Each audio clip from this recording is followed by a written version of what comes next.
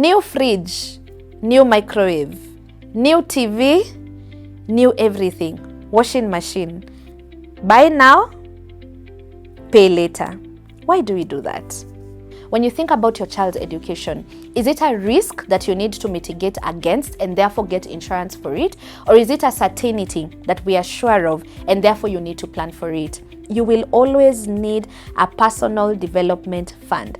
That is why the fixed income fund is perfect for this goal. If whatever it is that you need to do requires a capital of 500K and above, a million and above, 10 million and above, a lot of us immediately feel completely locked up, and because of that, we never invest.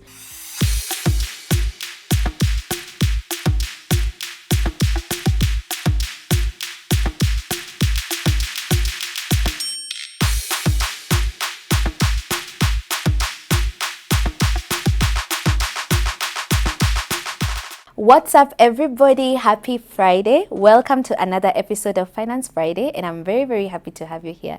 As per usual, today we are shooting at Sarova Pan-Afric. We've been doing all our Finance Friday episodes here, and we've been so comfortable, so well taken care of, to say the least. Let me introduce you to Tulia Wellness Center, a facility located in Sarova Pan-Afric. Tulia Wellness Center has a world-class gym, a spa, swimming pool, sauna, and steam room. It is an exclusive facility for exclusive membership, bringing together like-minded people. It's a networking opportunity while also focusing on your health and your wellness. It's perfect for people working around Upper Hill, State House environment, and Kilimani environment. If you live along these areas, you can visit the gym in the morning before work or even in the evening after work, as it fits perfectly into your commute schedule. Whenever you are around these areas of Upper Hill, State House, or Kilimani, or in the Nairobi CBD, feel free to check out Tulia Wellness Center at Sarova Pan-Afric, Nairobi. In the past 2 months or so, we've been talking about fixed income funds at least once a month, because it's a product and an investment opportunity that I've really been wanting for us to be aware of. And in the last video that we did, I showed you guys how you can actually use fixed income funds for sinking funds. And we were looking at the Zimele fixed income fund platform, which is an amazing platform to use when you want to do goal-based saving and goal-based investing, especially because we don't want to have one goal, one money market fund account, the other goal, another money market fund account. If we were to open different accounts for all our different goals, we would have so many accounts scattered everywhere. And that is why the Zimele Fixed Income Fund was such an amazing tool to use for doing goal-based saving and investment. In case you missed that episode, I'm going to ask you to just pause right here and click on it. It's currently somewhere on the corner of this screen, so that you guys can actually be able to catch up on what we discussed. Now, I want to build up on that, on the goal-based saving and investing aspect. And today I want to talk to you guys about 6 important goals that you can fund using a fixed income fund, and why the fixed income fund is the best option to go for in this case. So if that is something that you're interested in finding out, keep watching. So the first and the most important goal that I think we all need to consider when thinking about what a fixed income fund can do for you is education planning. Now, when you think about education planning, especially for parents, it's one of the most guaranteed but also emotionally loaded financial goal for most Kenyan parents, for a couple of reasons actually. One, because school fees is a very long-term commitment. Assuming that you have one child, you're probably going to be paying school fees for the next, say, 18 to 22 years, depending on the level of education that you plan to support your child to. If you have 2 and they are 3 years apart, you're probably going to be paying school fees for give or take around 25 years. So when you think about this, education is actually such a long-term thing. And this is one of the reasons why we are recommending a fixed income fund. From the last 2 episodes that we did concerning the fixed income fund, one of the ways in which a fixed income fund differs from a money market fund is the underlying asset. We did a table earlier on, and maybe I can just put it up on the screen shortly. One of the things that you will notice is that the money market fund focuses on short-term instruments. So we have the treasury bills and maybe well negotiated for bank deposits and a bit of short-term corporate debt, or what we call short-term commercial paper or commercial debt.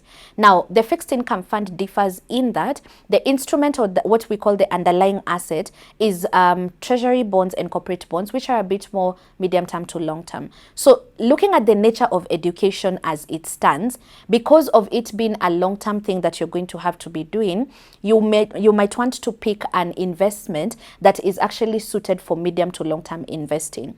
Why this is important is because fixed income funds, because of the long-term nature of bonds, they introduced a bit more stability and consistency in the medium term to long term. Because the way bonds are structured, they are more fixed income assets. So for example, if Zimele Fixed Income Fund are purchasing bonds through the CBK, the government of Kenya, they will actually get some bonds, maybe 13 years long, 15 years long, that are fixed at 14% per annum, 13, depending on how they were able to place their bid during the auction.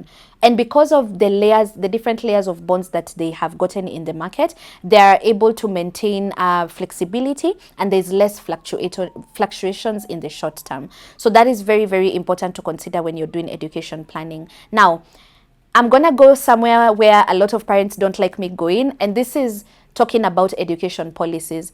Every time I am in mom groups, because now after I became a mom, I'm in a lot of mom groups, or I'm in church groups, or I'm just talking to parents in general. When I ask a lot of parents what they're doing towards their education, their children's education, a lot of us are buying education policies. Now, we've done this on this rather channel quite a number of times, and we've talked about why insurance is not an investment.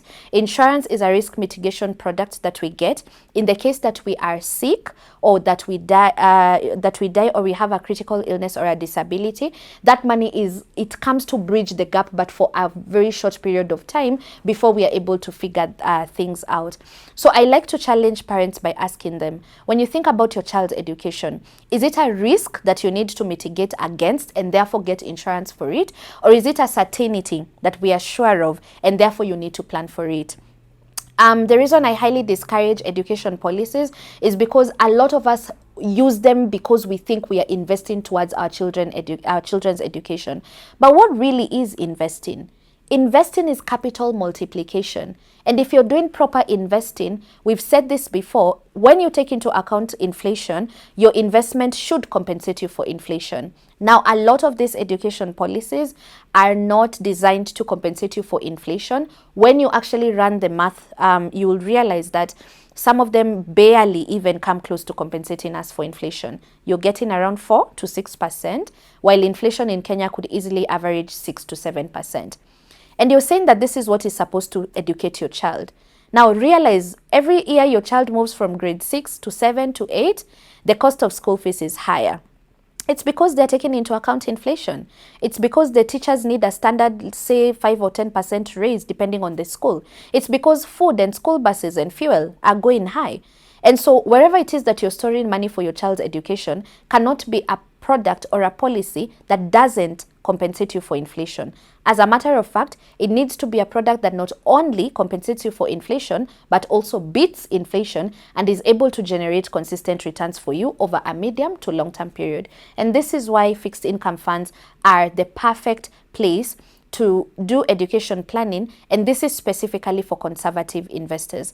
If you're very afraid of losing money in stocks or losing money in more diversified mutual funds that are a bit more volatile or risky, the fixed income fund is the perfect place to do this. So that's one of the goals that I would highly recommend. If you've been wondering, what can I do or where can I put my money to be able to not only fund school fees for what is happening in term 1, term 2, and term 3 on a particular year, but also prospecting for what I need for the next 5 to 7 to 8 years, depending on the stage of education that my child is in. So education planning should be done in a fixed income fund, especially if you are a conservative investor who still wants to have money work for you and beat inflation. The second goal that you can use a fixed income fund for is home ownership.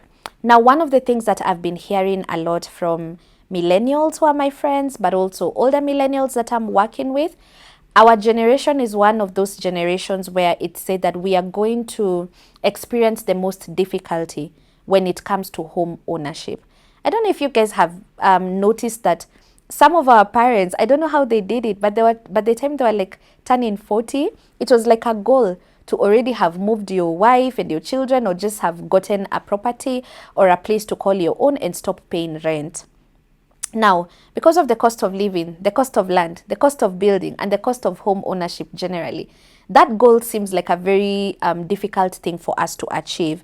Our generation has been handed fewer assets. Of course, not all of us. Many of us are not generational. We've not gotten trust funds or even generational wealth passed down to us.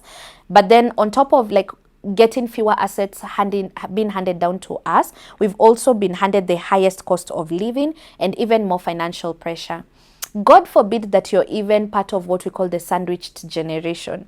So you're trying to take care of your parents, the people who raised you and got you to where you are. At the same time, you're trying to take care of your own children and your own generation, and you're also trying to take care of yourself. You're also trying to beat inflation. You're trying to keep your head up. You're trying not to drown. So when someone talks about big, audacious goals like home ownership, that could cost you 7 million, 10 million, 20 million, depending on what it is that you have envisioned for yourself, it starts sounding like, I will never get there. How will I ever get there? Now, why a fixed income fund? We've mentioned that, especially like, for example, the Zimele Fixed Income Fund, one of the things that I like about it is the low entry point, the ease of access, which means that if I am 20 years right now and I want to own a home in the next 20 years when I'm 40, I don't have to wait until I have a big, massive job to start doing something towards that 20-year long-term plan of home ownership, because the entry, or rather the point of entry in this particular Zimele Fixed Income Fund, for example, is very low because it's as little as 100,000. I think a lot of us save like in a current bank account or in our money market funds, and then we look back 5 years down the line, and we've really just been, withdrawing from it or not even attaching a specific purpose to it. I feel like a fixed income fund will make a massive goal like home ownership feel very manageable because of your ease of contributing, but also the fact that the way the product is structured, it's a long-term, medium-term to long-term investment product, as opposed to money market funds, which invest in short-term instruments, making them short-term investments. Now, the real deal here for us, especially for the young professionals, whether you want to achieve this goal in the next 7 to 10 years or not, the truth of the matter is that if I'm 30 today, in the next 10 years, I will be 40. Granted, that's a guarantee. Whether I have money towards saved towards a down payment for a home or not. And that's one of the things that one of my mentors told me that really changed my mind in terms of how I do money. I think a lot of us look at the audacious goal as home ownership, and someone tells you, okay, for you to get this house in Runda or in Kileleshwa or in Muthaiga or in Limuru, you need 20 million. And therefore, you need a down payment, a 20% down payment of give or take maybe 2 million, 4 million, depending on who your financier is, if you're going the financing route. And you sit down and you're like, amidst all these goals and paying my loans and talas and msharis, how will I ever get there? And so you disqualify yourself and you do nothing about it. You're 30 right now. In the next 10 years, you'll still be 40. So you can either get to 40 with 500,000, a million, 2 million saved up for a down payment for your home, or you can get to 40 with excuses. And so my challenge to you today is start from that 100 bob, that 1,000 bob, that 10,000 bob. There's no deadline for you. There's no one who's coming to tell you what to do or what to put every month. But as long as this goal is important and you plan to own a home, or at least to have a down payment set aside for your home ownership journey, a fixed income fund would work perfectly for you. I think the third goal that we can use a fixed income fund for is for business and personal development capital. Now, we've been having a few conversations with some young professionals after a very nice, lovely event that we had in May. And one of the things that has been coming up a lot is that you need money to make money. So you're looking at where you need to get in terms of your career, the kind of companies you want to hire you. And then the more you research and the more you interact with this professional world, you realize that, oh, I need a certification in full stack development, or I need to get certified in ACCA, or I need to get a master's in order to command higher income at my NGO or at my workplace. Outside of even employment, you now want to get into baking. You're very, very good, but you need an industrial oven. It's 120,000. You don't have it. You're into content creation, you need good quality cameras, you need good quality sound. You probably have a very, very good skill, but you lack the equipment. And so you can't bug certain clients because they want someone who comes with the whole shebang, right? So because you need money to make more money, you really need to start thinking about the idea of putting money slowly so that you can be able to actualize your dreams. That MBA you've been postponing only needs 200,000, maybe 500,000. What are you doing about it today? Right? If you get that MBA, for example, you would be able to double your consultation rate, rise 3 ranks in your job level in the at the job market. Literally, the machine that you've been postponing to buy, that camera that you needed to buy, expanding into a new work office space, that is what will turn your side hustle into a permanent business that can help you hop from employment into rather full-time self-employment, just to have a bit more time freedom. So every time we give these excuses, and I call them excuses because one of my favorite admonitions that I like to give everyone I talk to, because a lot of us like to say, I want this, but I don't have funding. I want this, but no one will give me an opportunity. I've always liked to tell people, think big, but start small and start now.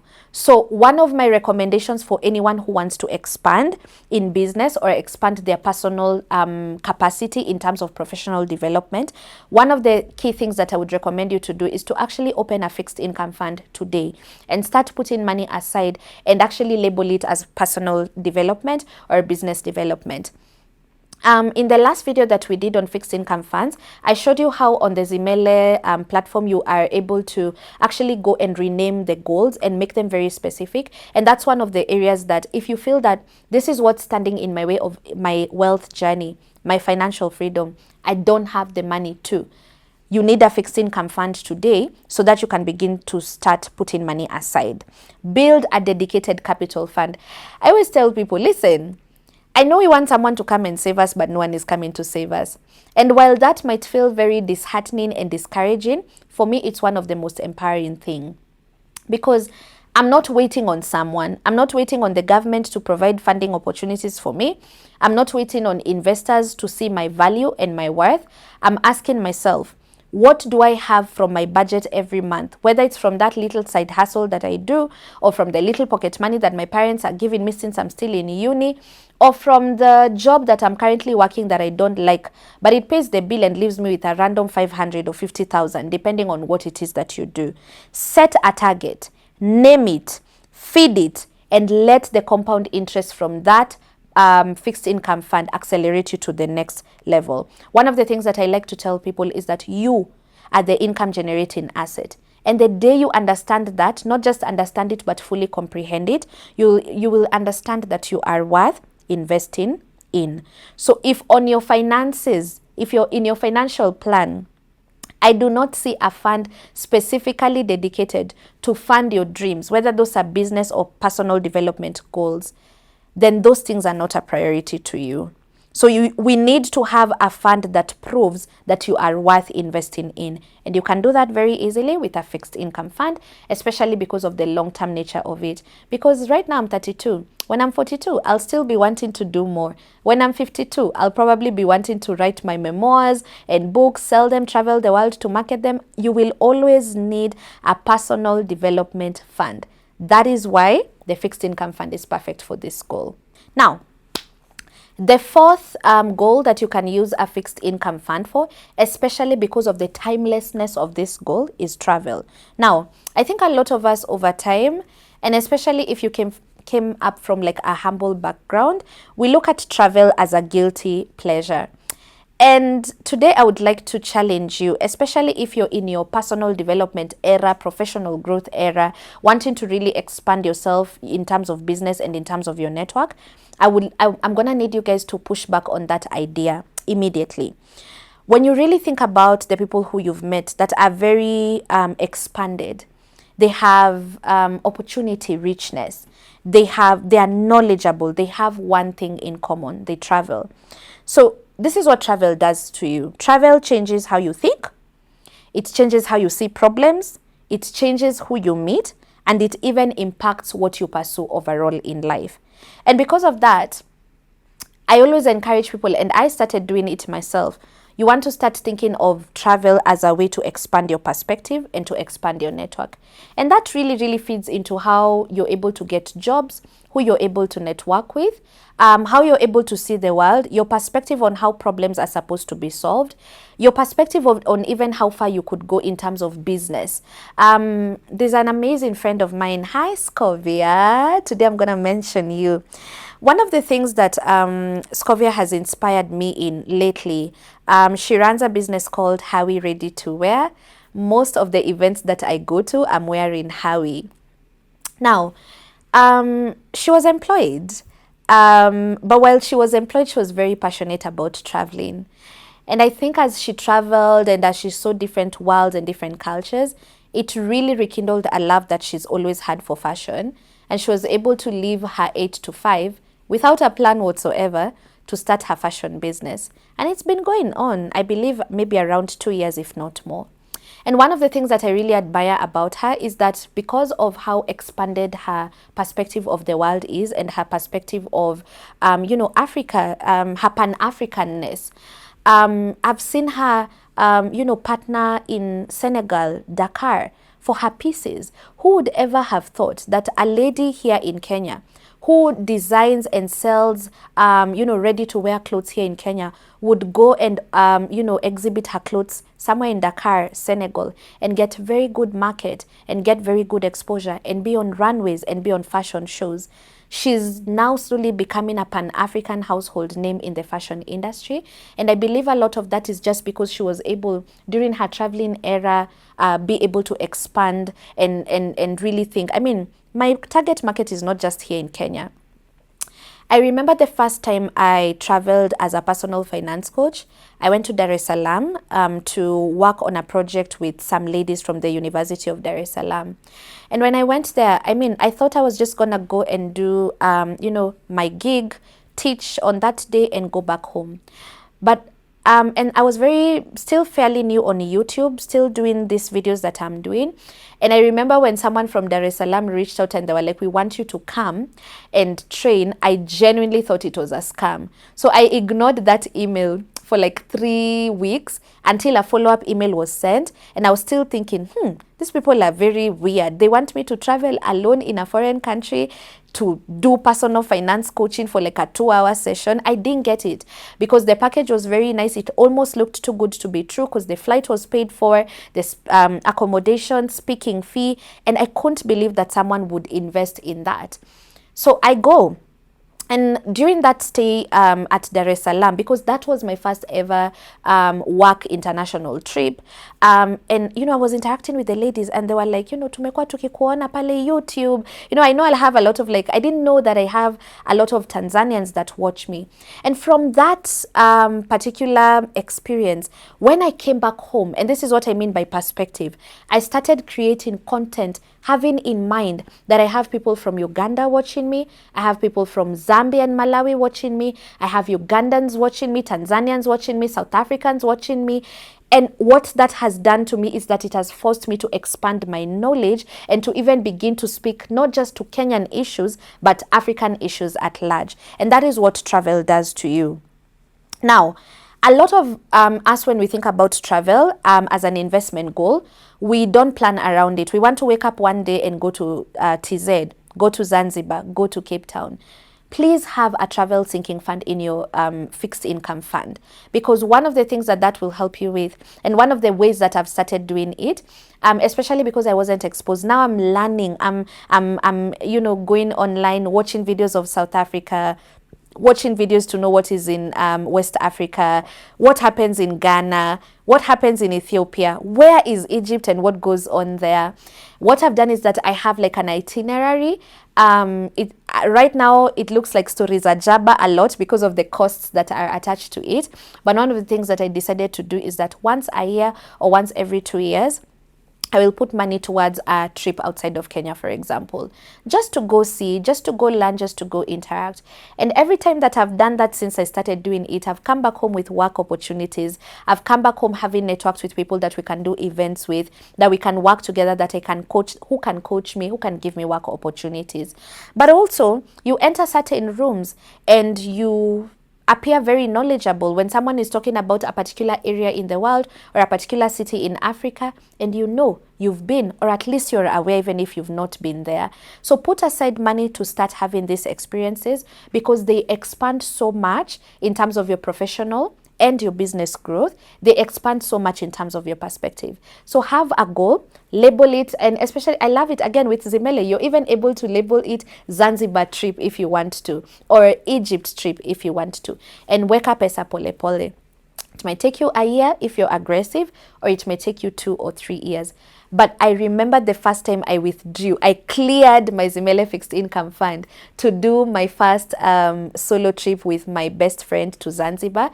That was one of the most fulfilling things. Like I saw the results of my work. We were able to save pole pole, be able to actually go there, enjoy life, learn a few things here and there, but also really see the benefits of my blood, sweat, and tears in terms of saving for that goal. So fund it. Like the investment that would actually really impact your growth, because that's what travel could do for you. Number 5, home improvements. Nairobi people, please songea tu karibu, songea karibu, songea karibu. New fridge, new microwave, new TV, new everything, washing machine. Buy now, pay later. Why do we do that? Because none of these things are an emergency. You see, this is not like someone fell and we need to fix a sprain on their leg. You've been desiring a washing machine. You've been desiring a new 6-burner cooker. Like right now, that is what is on my wish list. Guys, aki nataka tu 6-burner. I want a nice 6-burner cooker with a nice microwave. I wanted it like 3 months ago, but I'm still just now pacing myself and slowly accumulating money for it. And one of the things, and today I hope I don't ruffle feathers with this, but even if I do, I think every week I ruffle a few feathers, so it's fine. I think that kind of debt is dumb debt. The kind of debt that could have been planned for, the kind of debt that we could have foreseen and planned for, because when you buy a fridge for 180 for say 215 because you needed to lipa pole pole, this tells me that you could have saved pole pole until when you get to the 187 to buy your double door fridge. I don't know if I'm making sense. Please let me know in the comment section. One of the things that every person, every man, every woman who enjoys being in their house, who has a nice household, it's not a lodging, you come, you live in it, you cook in it, home improvements are a long-term aspect of your life. There's always gonna be something to fix, and especially for us guys who want to be homeowners. I think home ownership is highly glorified as the thing that will help with costs, living costs, because you're no longer paying rent. But remember, when you're paying rent, a lot of the burdens are with your landlord. When the pipes are leaking, when the ceiling is coming down because of wear and tear, when the window panes need fixing, your landlord can do that. Now when you own the home, you are the landlord. Let's not forget the land rates and all of the things that come with home ownership. So home improvement is not something that you're going to do right now in your 30s and forget about it in your 40s. You'll do it in your 30s, in your 40s, in your 50s, in your 60s, because a home or a house or house items are all depreciating assets. These things are not emergencies. They are predictable, plannable expenses. This business of being in Fuliza and Tala and with Shylocks and microfinance institutions for items in your house should end. It's unnecessary debt. It is avoidable debt. It is dumb debt. This is a planning failure, not a cash flow problem. So one of the things that I will challenge you, if you're not yet mad enough at me to leave the video at this point, please, a fixed income fund will solve that problem for you. Have an item that you've added in your fixed income fund basket as home improvement or repairs, and just anytime you want to buy something, take note of it, as I'd showed you in the past couple of weeks when we were doing sinking funds. And I want an air fryer, I want this, I want to move out. And especially for my Gen Zs, millennials who are still living with their parents, who are like, in the next 1 year, I need to move out. Show me that show me that fund that you have, that you've opened, and you're currently putting 50 shillings, 100 shillings, 1,000 shillings towards your moving out. Because as much as you're talking about it, if you're not doing something about it financially, you won't move out. And even if you do, you might move out in debt. All right. So debt for a fridge and debt for like repairing your home, especially if it wasn't like emergency repairs, is not a financial strategy. Always make sure that you're planning for these things, and a fixed income fund would be amazing for that. Again, because this is a long-term thing, it's always gonna be there.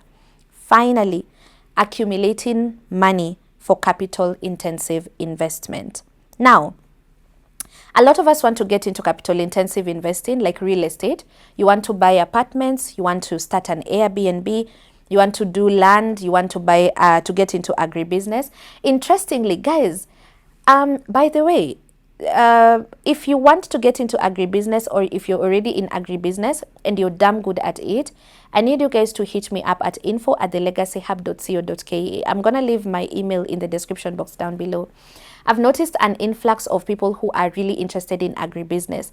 We are doing doper sheep farming, we are doing poultry farming, we are doing pig farming. And a lot of my clients lately, as we talk about additional streams of income, are really getting into agribusiness as an additional source of income. I'm very keen on interviewing someone who's really done it successfully on the channel, so that you can give us pointers, good and bad, advantages and disadvantages of what agribusiness looks like. Because I've noticed, I'm shocked at how capital intensive kuweka tu nini ya kuku tu vizuri, like the nice chicken barns with a nice system for egg collection and feeding them and vaccinating them. I was so shocked. It can go as high as 500,000 just for like a small starting amount. So I'm very curious to do that. But anyway, back to the conversation. Now, if you want to do capital intensive investing, I think a lot of us are also stuck in that analysis paralysis. You really want to do agribusiness, you really want to start that Airbnb, you want to expand your business, you want to start a business, you want to probably get into global investing in dollars, but you're wondering, where do I start? I am just earning a small amount of money. I want to work towards this goal. I do not know where to start. If whatever it is that you need to do requires a capital of 500K and above, a million and above, 10 million and above, a lot of us immediately feel completely locked up, and because of that, we never invest. So tunakuwa hawa watu wa kusema, I'm just waiting for the next big deal.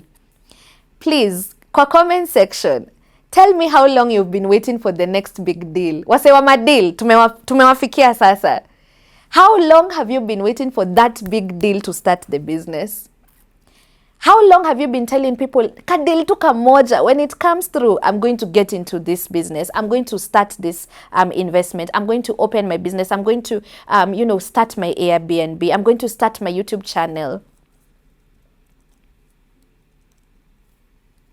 The conventional path that we've always had is wait, excuse, wait, excuse, wait, excuse. And honestly speaking, that is not a strategic way to rather to approach your goals, especially if you're really, really keen on investing. Why I think saving for your capital intensive goals in a fixed income fund is absolutely genius, guys, is because your money in a fixed income fund is already been invested. I mean, I hope you got that. Like, you're saving up for capital intensive investing, but then it's not lying around in your circle that's giving you 9% or 10% straight line calculation method. It's not lying around in your fixed deposit bank account that's giving you 6%, not even compensating you for inflation. Because remember, this is a capital intensive goal. It could take years, 2 or 3 or even longer to achieve. So I think it's brilliant, absolutely brilliant, to use your fixed income fund to start accumulating money for long-term capital intensive investment, because already the fixed income fund is an investment in and of itself. It's helping you beat inflation because it's doing around 11, 12, sometimes even 13, 14%, depending on how bonds perform in the market that year. So you're able to not only be compensated for inflation, but you're beating inflation, but also at the same time, you're working towards that capital intensive goal that you have. So think of it as though you are investing in a two-stage wealth engine. Stage one is where your money is seated in a fixed income fund, growing and earning. And then stage two is when your capital is ready, you deploy it into the next asset class. How genius is that? And that's what I've done with a lot of, like, the first big government infrastructure bond that I bought directly through the CBK. I actually saved that money through the fixed income fund. So don't sit on idle money. Just because you don't have 500,000 today doesn't mean we despise the 2,000 you have. Just because you don't have the 2 million to start the agribusiness today doesn't mean we sit on the 70,000 that you already have. Put that money to work for you in a fixed income fund.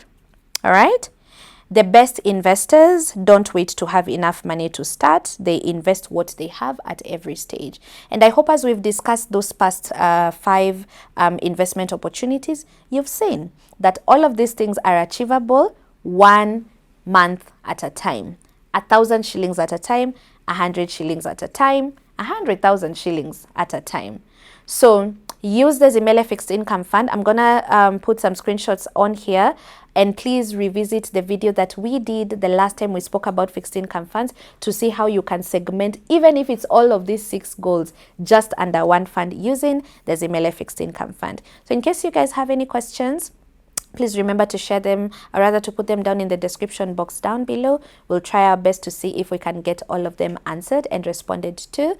And please make sure to share this video with your friends and your relatives and everyone who's in your accountability system. I've been telling people this year in 2026, you need to have a personal finance accountability partner who will remind you of all the stories you've been saying you will do, so that we make sure by the time it is December, we've actually put systems and structures in place to make sure that we achieve these things. So this was really fun. Let me know if you enjoyed the episode.